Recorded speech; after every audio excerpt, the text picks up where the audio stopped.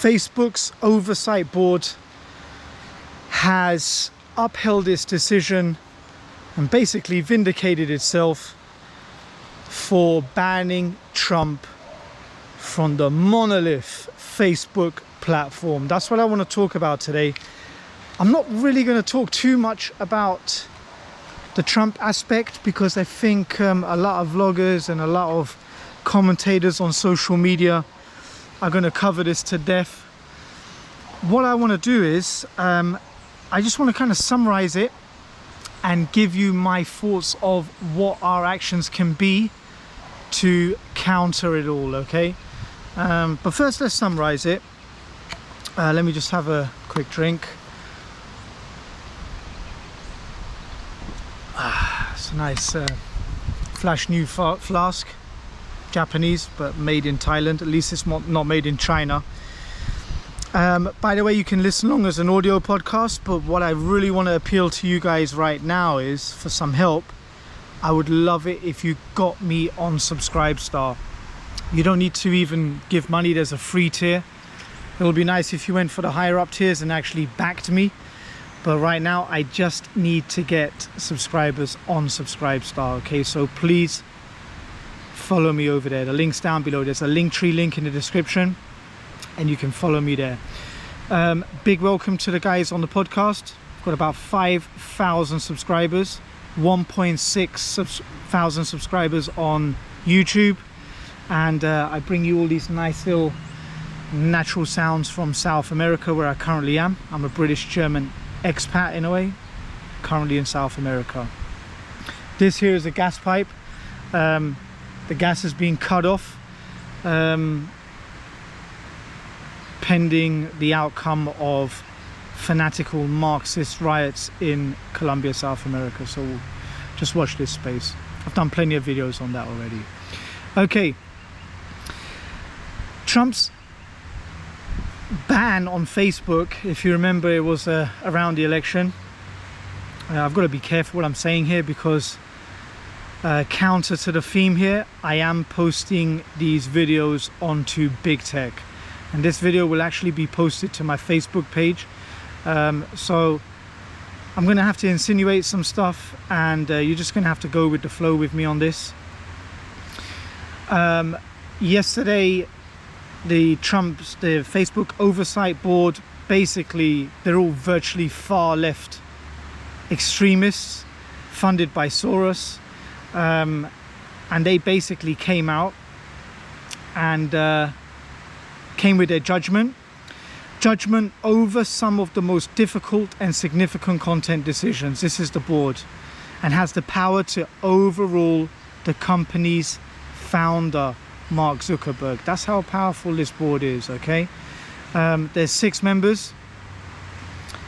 Among the 6 members are individuals linked to organizations, check this, that are heavily funded by the progressive mega donor George Soros, the guy that basically took a big hit at the UK economy and messed up with our gold, with Gordon Brown, and so on and so forth.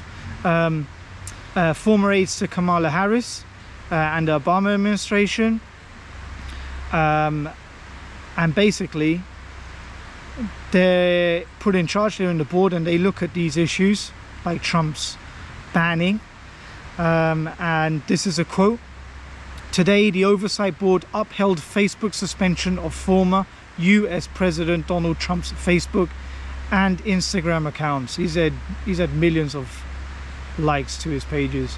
As we stated in January, we believe our decision was necessary and right. We're pleased the board has recognized that the unprecedented circumstances justified, they're talking to the Capitol incident, unprecedented circumstances justified the exceptional measure we took. That's what the board basically commented on. But I found some, let me just put this down. I found some quotes, some little tweets and stuff from these guys on the internet, and they're supposed to be impartial in a way. They're supposed to be looking at facts objectively, not applying their own sentiments and ideals. But we found one. This is a board member, Nigat Dad, and this is her quote. And this was before the election, the US election, on Donald Trump. God forbid, if Trump becomes the president, this will be my last visit to US. Hashtag Trump wants the wall. Hashtag debate. Another one, Nicholas Suzar. I don't care if I pronounce that wrong. I love this. This is a quote. I love this. Teen Vogue versus Trump. America Vogue versus Hitler. And then here's another one. Tawakkol Carmen. Unfortunately, I don't trust Trump because I generally don't trust racist people. These are the people that presided over the decision of Donald Trump and whether or not he can keep his Facebook and Instagram accounts and his platforms active. Now, Trump, kind of in a sort of preparatory manner, launched his own supposedly alternative to his social media accounts, and he's been lambasted, he's been hit bad, he's been criticized bad, because if you take a look at it, it's nothing more than a blog. Has some buttons below the post. You can share it on Twitter and Facebook, fair enough. That link will probably get banned on those platforms, so he can remove those buttons from the post. You get the link, and then there's a little heart icon next to it. If you click it, it does nothing more than just colors it in for you. I suppose it's a little bit better than his email press statements that he's been doing, that have been getting a lot of attention recently. I can read you his quote because you might not read it anywhere else. So let's pull this up. Statement by Donald J. Trump, 45th President of the United States of America. What Facebook, Twitter and Google have done is a total disgrace and an embarrassment to our country. Free speech has been taken away from the President of the United States because the radical left lunatics are afraid of the truth. But the truth will come out anyway, bigger and stronger than ever before. The people of our country will not stand for it. These corrupt social media companies must pay a political price and must never again be allowed to destroy and decimate our electoral process.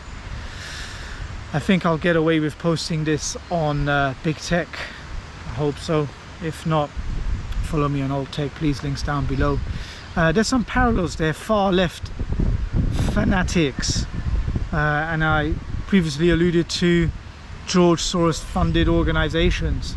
We've got the exact same thing down here in South America right now. You might have heard there's some protests going on. The president himself, unpopular, although democratically elected, has ties to George Soros, and the people on the streets creating chaos are also far left activists and radicals that are also funded by George Soros backed organizations. So it seems like George Soros is funding and promoting and maybe even instigating the decay all across the West, and now in Western developing countries. My solution, guys, it might bore you, is Alt Tech, okay? But I would not recommend that you leave Big Tech entirely. We still need to remain and maintain a presence on Big Tech. We need a way of reaching out to the masses, and this is what my plan is, and this is pretty much what I'm trying to do here. This is why I'm still posting to Big Tech like YouTube and Facebook and Twitter, because there's the masses there, and I just hope to wake one of you guys up.